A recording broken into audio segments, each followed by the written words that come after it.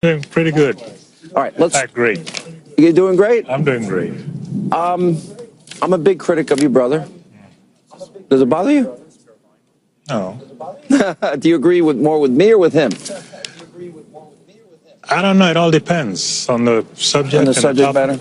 Yeah. Tell me about your relationship with your brother. How is it?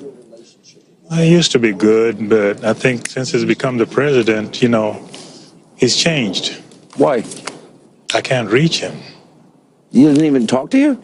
Well, we talk, but it's hard. I can't reach him. You can't have you been to the White House? I've been there, yes. How many times? Almost every year. Once a year? What, do you get invited to a Christmas party? I have to fight to get in, man. You have to fight to get in? He doesn't invite his brother? He's my brother, so I thought, wait a minute, he once said we got to be our brother's keeper, didn't he? I know. You disappointed in him? I am. You feel he's abandoned your family? I don't know about abandoning the family. It's just that, he, when he became the president, and from what I know of him, I thought that, there were a lot of expectations, and we thought that, charity starts from home, and not that we wanted to be, to get everything all at once, but at least... If I'm the president, my brother gets to come whenever he wants. He has a free pass. That's just the way family is. Well, I know John F. Kennedy, he had Robert K's brother, right there. Robert Kennedy, right there. Yeah. So I thought that maybe, we could, be a family and just discuss this and that. You're hurt. Just disappointed. Yeah. Yeah, and, I would have thought that it would have been different. Your brother will never talk to me. I'd be nice to him. He's the president. I'd be nice. He actually talked about me a lot when he was running for office and even said he wanted to send some guy to beat me up, tear me up. Well, before he was running for office, he was everybody's friend. You think the office has changed him? Has changed him. I think he's been sucked into that matrix. Yeah. And mesmerized by the power. You think so? I think so. Yeah, because what makes you think that? He was a different guy. What was different about him? He was, humble, and he would listen. There was a soft side of him. But now, he's just too formal and stiff.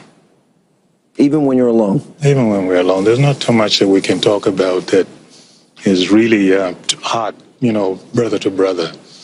It's too formal, it's like he's busy, he's got this line of people, all these people, want to see him. So it would have been nice if, let's say, maybe I could go and have dinner with him, and then it's So when you do relaxed. see him, how long are you talking to him for? Maybe 15 minutes. That's it? 20 minutes. That's got to be disappointing. How do you feel? I always give out numbers. I don't think he's done a good job. We have 95 million Americans out of the labor force, the lowest labor participation rate since the 70s, the worst recovery since the 1940s, the lowest home ownership rate in 51 years. Since your brother's been president, 13 million more Americans on food stamps, 8 million more Americans in poverty, and he once said $9 trillion in debt is irresponsible and unpatriotic. We almost have 20 trillion. He's accumulated more debt than 43 presidents before him combined. Am I being a tough critic, or am I saying he didn't really do that good? Well, you're spewing out the numbers. The numbers speak for themselves. The numbers. Numbers are numbers. Being spewed. You're spewing them out. So I'm not going to argue with that, because the thing is that I myself, I would have liked for him to do better, because he was a community organizer when I first met him. So I like to see him sometimes go into the community, and not without the trappings of I don't want to defend you, brother. I think the trappings of power are tough. You're a president, you get isolated, but I think it's all the more reason to bring your family closer, to keep you real, keep you grounded. Which is true. I have an idea. Why don't you and I will make a call. You'll take your call and you say, I'm with my buddy Hannity. We want to come see you and keep you real. What do you think? I don't know, because the security and everything going through. No, they can. I'm not bringing anything in with me. I'm good. I'm not. I was out there. I'm going to respect the office of the president. I was in there one time. Yeah. And going out, I see a Marine. You know, there's a Marine out there. And he was the coolest guy. Semper Fidelis. Yes, sir. And I thought of the Queen and, the God and the gods out there in the Windsor Castle and everything. Right. And I wanted to take a picture with him, just to have a picture with him. And my brother said no. No? And I don't know if it's a security thing. He's the president. If you wanted the picture, you could have had the picture. It's just a simple thing like that.